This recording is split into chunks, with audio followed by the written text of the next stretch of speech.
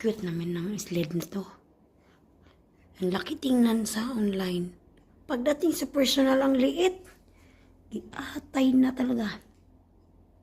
Bit-bit ko yung dalawang sled ng mga anak ko kasi mag-sled daw sila sa snow.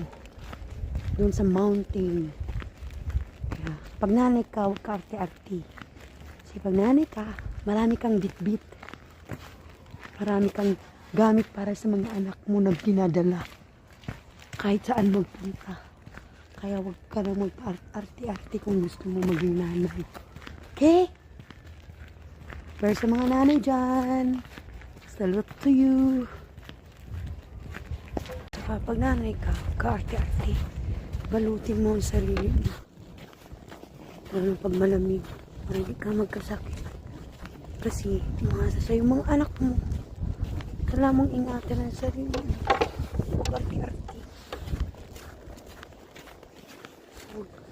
Sobrang arte-arte at pampaganda lagi. Hindi magpaganda, basta kailangan laging healthy lagi ang mga nanay. Kasi ang mga anak umaasa sa iyo. Kawawa naman pag sarili mo pinabayaan. Damay mga anak mo.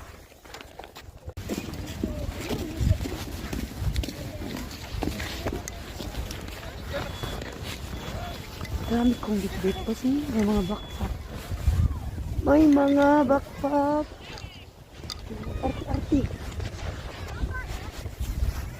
Ganyan talaga ang pagiging ng kasama yan sa life. Ang taga-bitbit ng mga gamit ng mga anak mo.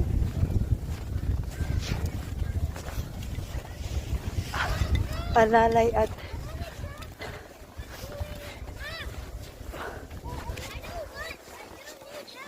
helper ng mga anak mo.